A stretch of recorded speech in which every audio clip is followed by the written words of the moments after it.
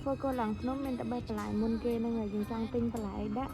ទិញបន្លែនឹងដាក់មកនេះខ្ញុំធ្វើមានតកួនស្ពៃក្តោបស្ពៃបកគោហើយនឹងពុតបារាំងបងប្អូនចង់ហូបអីទិញនឹងដាក់មកមិនបាច់ចាំខ្វល់ច្រើនទេឲ្យតែគិតតែឆ្ងាញ់ទិញដាក់មកអត់អីទេអានឹងដាក់បន្លែក៏បានឲ្យតែយើងចូលចិត្តឲ្យគិតតែឆ្ងាញ់ទិញដាក់មកគ្រួសារខ្ញុំរត់ដងដាក់តែបន្លែប្រហែលមុខនឹងទេនិយាយទៅតកួននេះសក់ក៏បានអត់ក៏បានដែរឆ្ងាញ់ដូចគ្នាហើយយកបេះបន្លែស្អាតមកទុកយកទៅលាងទឹកម្ហូបនេះអត់ត្រូវការគ្រឿងញ៉ៃសំញ៉ាំមិនច្រើនទេគ្រាន់តែត្រូវការគ្រឿងប្រហែលមុខមកយើងអាចធ្វើហូបជុំគ្រួសារបានហើយមានរសជាតិឆ្ងាញ់ទៀតម្ហូបនេះបើសិនជាយើងធ្វើទឹកត្រីកោះកុងអត់សូវឆ្ងាញ់ទេរសជាតិម្ហូបរបស់យើងហ្នឹងក៏ទៅតាមនឹងដែរពួកឲ្យវាត្រូវការចុចណាគេអត់តន់ចេះធ្វើទឹកត្រីកោះកុងឲ្យអាចចូលមើលក្នុង YouTube បានមានអីត្រូវសាំញ៉ាំយើងបកក្បាលម្ទេសបកអីវត្តចាស់ឲ្យស្អាតទៅម្ទេសហ្នឹងចង់ហៅប៉ុណ្ណាដាក់ប៉ុណ្ណឹងតាមចំណង់ចំណូលចិត្តហើយបងយើងវាយខ្ទឹមវាយអីយកវាទៅក្លុកខ្ទឹមកុំដាក់ច្រើនពេកដាក់មកល្មមបានហើយដាក់ច្រើនពេកធ្វើទៅត្រីកោះកុងអត់ឆ្ងាញ់ទេវ៉ាវនឹងមើលតាមវីដេអូហ្នឹងទៅបកស្បកខ្ទឹមបកស្បកអីមិនដាក់ទាំងអស់ហ្នឹងឯងដាក់មកល្មមឯងហើយយើងយកទៅក្លុកបុកក៏ឆ្ងាញ់ដែរប៉ុន្តែខ្ជិលបុកយូរក្លុកទៅលឿនសាច់គោយកអាហារចប់ខ្លាញ់ច្រើនមិនឆ្ងាញ់បើយកសាច់សតវាអត់សូវមានជាតិទេសាច់គោដាក់អាសាច់ខ្លាញ់ណាប្រាប់គេថាយើងចូលធ្វើកន្លងភ្នំទៅគេយកអាសាច់ខ្លាញ់ខ្លាញ់ឲ្យហូបទៅឆ្ងាញ់បងប្អូនអានេះសាច់វាអត់សូវមានខ្លាញ់យ៉ាងទៅវាអត់សូវមានជាតិទេ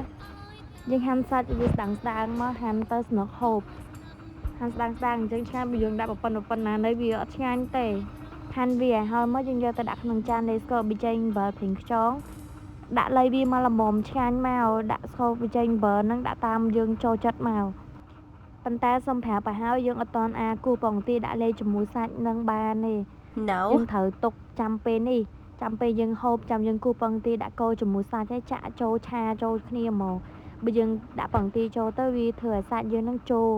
ហើយទៅវាអត់មានរសជាតិឆ្ងាញ់ណាមុនហ្នឹងយើងក្លុកគ្រឿងបានក្លុកមុនហ្នឹងឥឡូវយើងហាន់ក្រូចឆ្មាយកទៅច្បាច់ចូលទឹកត្រីកោះកុងរបស់យើងហាន់ក្រូចហាន់មកមុំអត់អីកុំហាន់ច្រើនពេកតែហាន់ច្រើនច្បាច់ច្រើនអីដូចងាយមើលខ្ញុំហាន់ហិងច្រើនហ្នឹងទៅច្បាច់ចូលទឹកត្រីកោះកុងហ្នឹងទៅវារៀងមានរសជាតិជូរ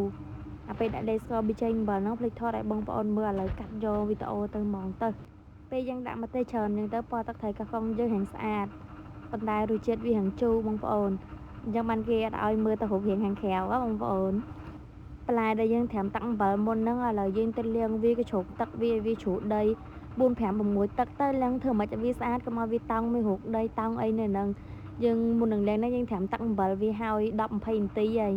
យើងលាងវា4 5ទឹកឲ្យវារាងស្អាតមកកុំឲ្យពេលយើងហូបទៅវាចុកពោះចុកអីព្រោះអានេះសុទ្ធតែបន្លែដាំនៅជាប់ដីហ្មងយើងកក៏ជ្រោកវាឲ្យខ្លាំងទៅវាជ្រោកដីអស់ខ្លាចវាមានតកើវាមានសត្វល្អិតអីនៅក្នុងហ្នឹងពងធ្វើមេខ្យល់មេរកភ្លៀងពងធ្វើមេខ្យល់ពេញហ្នឹងហ្មងហើយវារកភ្លៀងកផងអីផងហ្នឹង